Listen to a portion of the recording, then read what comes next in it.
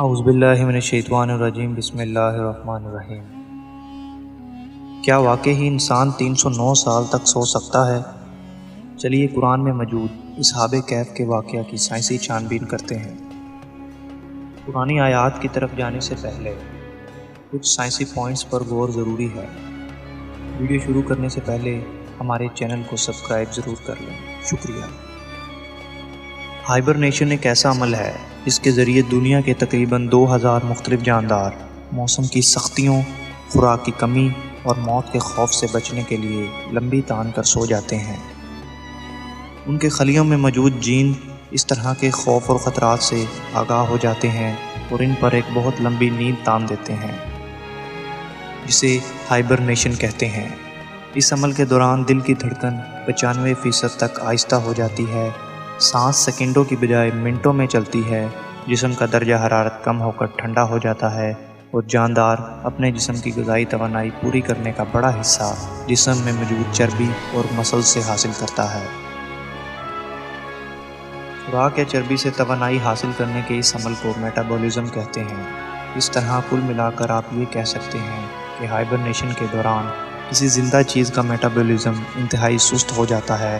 Hibernation کرنے والے جانوروں میں چوہے، چمگادڑ، گلہری، لنگوروں کی کئی نسلیں، کچھ پرندے، سانپ، کیڑے اور مینڈک وغیرہ شامل ہیں۔ ہائبرنیشن والے جانور جی بھر کر کھاتے ہیں تاکہ موٹے ہو کر اندر چربی بنا لیں جو ہائبرنیشن میں توانائی دے گی۔ ہائبرنیشن سے کچھ مہینوں بعد باہر آنے والے جانداروں کو زور کی بھوک لگتی ہے اور وہ پہلا کام شکار تلاش کرنا کرتے ہیں۔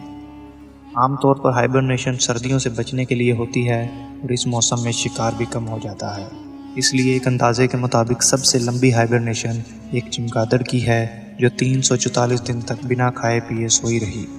سائنس یہ بھی ثابت کرتی ہے کہ ٹیلومرز جو کہ ڈی این اے کے ٹکڑے ہیں اور سیل کے کروموسومز کے کناروں پر ہوتے ہیں، وہ سیل کے ہر تقسیم کے وقت کم ہوتے جاتے ہیں اور ان کی تعداد کو لیبارٹری میں ٹیسٹ کر کے کسی جاندار کی باقی ماندہ زندگی کا اندازہ لگایا جاتا ہے، لیکن ہائبرنیشن کے دوران ان کو انتہائی سست رفتار سے کم ہوتے دیکھا گیا ہے۔ اس ساری بات کو آسان لفظوں میں کہیں تو ہائبرنیشن کے دوران جانور کی زندگی بڑھنا تقریباً رک جاتی ہے۔ اب ذرا قرآن کی سورہ کہف کے ان چند جملوں پر غور کریں۔ تو ہم نے غار میں کئی سالوں تک ان کے کانوں پر نیند کا پردہ ڈالے رکھا، اور جب سورج نکلے تو تم دیکھو کہ وہ ان کی غار کے داہنی طرف سمٹ جائے اور جب غروب ہو تو بائیں طرف کترا جائے، اور وہ اس کے میدان میں تھے۔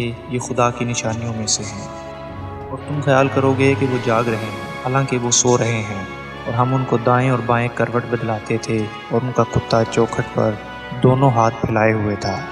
اگر تم ان کو جھانک کر دیکھتے تو پیٹھ پھیر کر بھاگ جاتے اور دہشت میں آ جاتے، اور اس طرح ہم نے انہیں اٹھایا تاکہ آپس میں ایک دوسرے سے دریافت کریں کہ ایک کہنے والے نے کہا کہ تم یہاں کتنی مدت رہے؟ انہوں نے کہا 1 دن یا اس سے بھی کم۔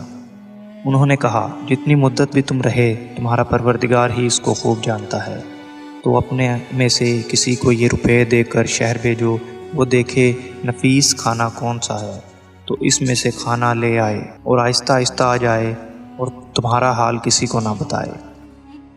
جیسا کہ آپ نے ان آیات پر غور کیا، سائنس یہ کہتی ہے کہ ہائبرنیشن کے دوران کئی جانداروں کے جسم کے کئی حصے کام کرنا بند کر دیتے ہیں، چاہے باہر کا درجہ حرارت جیسا بھی ہو۔ دنیا کے زیادہ تر غاروں کا درجہ حرارت سارا سال مستقل رہتا ہے۔ اصحاب کہف کا پہلا قدم غار تھا، اس کے بعد سو جانا۔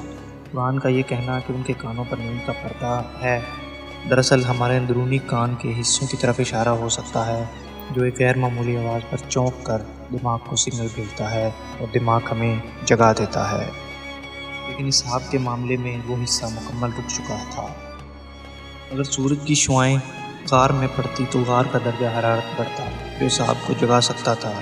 دوسرا، سورج کی تیز شعاعیں جلد پر پڑنے سے جسم میں فری ریڈیکل مالیکیولز بڑھتے ہیں جو انسان کی عمر بڑھانا شروع کر دیتے ہیں۔